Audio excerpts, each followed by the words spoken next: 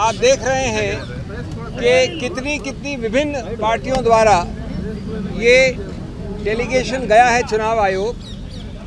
करीब सभी विपक्ष की पार्टियां यहाँ पर हैं। मैं नाम नहीं लूँगा, आप चेहरे देख रहे हैं। गौर करने वाली बात यह है कि ये आयोजन कल लेट रात्रि को हुआ है, लेट, क्योंकि आप जानते हैं जिस प्रकार का गैरकानूनी एक्शन लिया गया है वो भी लेट रात को लिया गया था। इतने अल्प समय में हमारे सभी कॉलीग्स ने, कई लोग दिल्ली से बाहर से भी आए हैं, कुछ एक दो लोग पहुंच नहीं पाए, लेकिन करीब विपक्ष के हर रंग की पार्टी यहाँ पर उपस्थित है और मैं समझता हूँ सब एकजुट होके इस मामले में गए हैं। हमने चुनाव आयोग के साथ विस्तृत रूप से वार्तालाप किया। हम सब अंदर थे। चुनाव आयोग के तीनों नवगठित चुनाव आयोग और उनके सभी अफसर थे। मैं संक्षिप्त में बता दूं आपको कि हमने क्या कहा। पहली बात कि ये बहुत ही गंभीर और व्यापक मुद्दा है। ये सिर्फ एक व्यक्ति या व्यक्ति विशेष या पार्टी विशेष का मुद्दा नहीं है। ये मुद्दा व्यापक इसलिए है क्योंकि ये सीधा संबंध रखता है भारत के संविधान के मूल ढांचे से, जिसको आप बेसिक स्ट्रक्चर कहते हैं। जैसा कि आप जानते हैं, मूल ढांचे का जो पूरा कानून है वो ये कहता है, बड़ी बहुत अनूठी बात है भारत के बारे में, कि अगर कोई भी संवैधानिक संशोधन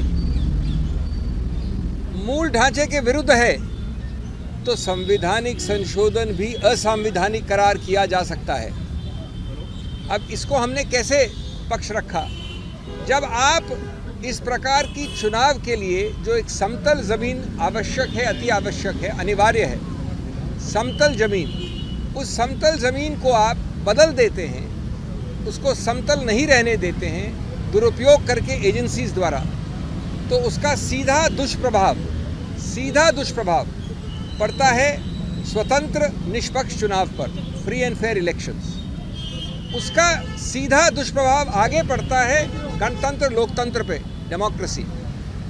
और स्वतंत्र निष्पक्ष चुनाव या लोकतंत्र गणतंत्र दोनों उच्चतम न्यायालय ने केशवानंद भारती के समय से कहा है, बार बार कहा है, मूल ढांचे के एक अभिन्न अंग हैं। तो जब आप समतल ज़मीन को बदल देते हैं, नॉन समतल बना देते हैं दुरुपयोग करके एजेंसीज का, तो आप सीधा उस मूल ढांचे पे प्रहार कर रहे हैं, असंवैधानिक गैरकानूनी प्रहार। ये एक मूल मुद्दा है और इसके लिए सबसे बड़ा पुलिसमैन इस समतल ज़मीन का संविधान ने बनाया है, चुनाव आयोग को बनाया है। सिर्फ कोई स्टैट्यूटरी गठित संस्था नहीं है, ये संवैधानिक संस्था है। तो हमने उनको उनके उत्तरदायित्व की याद दिलाई और कहा कि आप बेझिझक होकर इस मामले में हस्तक्षेप करें। दूसरा पहलू हमने बड़ा रोचक रखा उनके सामने। हमने उदाहरण तो दिए, अभी मैं 2-3 दूंगा। स्वतंत्र भारत के 75 वर्ष के इतिहास में कई सरकारें आई हैं। उसका रंग ये भी हो सकता है, ये भी हो सकता है, ये भी हो सकता है। इसी सत्तारूढ़ पार्टी की सरकारें पहले आई हैं, लेकिन 75 वर्ष में कभी भी चुनाव के बिल्कुल शुरू में, चुनाव के आसपास एजेंसीज का दुरुपयोग ऐसे कभी नहीं हुआ। 75 वर्ष में पहली बार एक पदासीन मुख्यमंत्री को कल रात को गिरफ्तार किया गया है, पहली बार।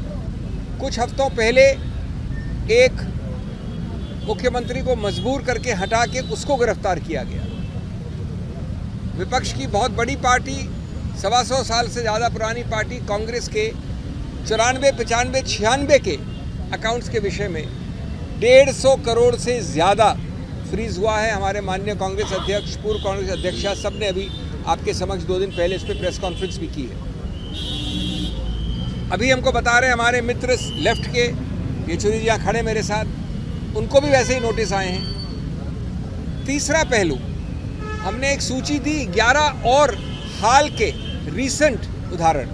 पुराने उदाहरण तो सैकड़ों हैं, वो 11 के 11 एनसीपी से लेकर, टीएमसी से लेकर, कांग्रेस से लेकर विपक्ष के हर पार्टी पे है जहां पर एजेंसीज का दुरुपयोग हुआ है, गिरफ्तारी हुई है। लेकिन एक भी उदाहरण नहीं है सत्तारूढ़ पार्टी का। ये कौन सी जादुई पुड़िया खाई है सत्तारूढ़ पार्टी ने कि हर अच्छाई वहाँ है, हर बुराई यहाँ है, या सिर्फ बुराई दिखती यहाँ पर है? अगर बुराई वहाँ है तो दिखती नहीं है। वॉशिंग मशीन का तो उदाहरण आपने बहुत सुन लिया है, लेकिन ये समतल ज़मीन की मूल ढांचे को प्रहार करता है। हमने 11 लिखित और उसके अलावा 14 उदाहरण दिए हैं अभी चुनाव आयोग को। तीसरा पक्ष ये है कि अगर कुछ गलती भी हुई है तो आपने कहीं ये नहीं दिखाया कि अभी इसी वक्त एजेंसीज़ की रेड आवश्यक है, अभी इसी वक्त इनकी गिरफ्तारी आवश्यक है। अरे भाई, अगर कोई नोटिस या कोई कार्रवाई 2023 से चल रही है तो आप 2 महीने और नहीं रुक सकते?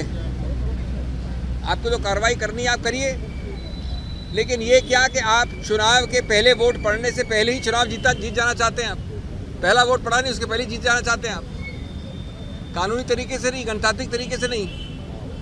तो ये मामले जिसको कहते हैं आवश्यकता या ज़रूरत अरेस्ट की, वो किसने दिखाया है? मेरे पास अधिकार क्षेत्र है तो मैं अरेस्ट कर लूँ। चौथा, हमने बताया कि आपके जो कई सारे सर्कुलर हैं चुनाव आयोग के, उसमें भी ये वंचित है।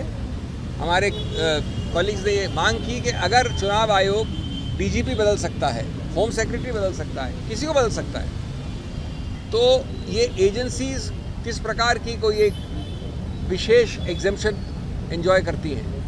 इन एजेंसीज पे नियंत्रण क्यों नहीं करता चुनाव आयोग? इन एजेंसीज के नियुक्तियां कम से कम इन 4 महीने के लिए क्यों नहीं होती चुनाव आयोग द्वारा? ये भी पुलिस एजेंसीज हैं एक प्रकार से, ये भी सत्तारूढ़ पार्टी के उपयोग या दुरुपयोग के लिए हैं। तो इसलिए ये मुद्दे बहुत ही मूल मुद्दे हैं, और हम ये कहेंगे कि हर प्रकार का अनड्यू इन्फ्लुएंस का आपका कानून है, सर्कुलर है, आप उसको सिर्फ शब्द नहीं रखिए, आप उसका इस्तेमाल करिए। नहीं तो ये चुनाव आयोग एक सिर्फ एक सजाने के लिए कोई संस्था नहीं होनी चाहिए। ये हमारा पुलिस में नहीं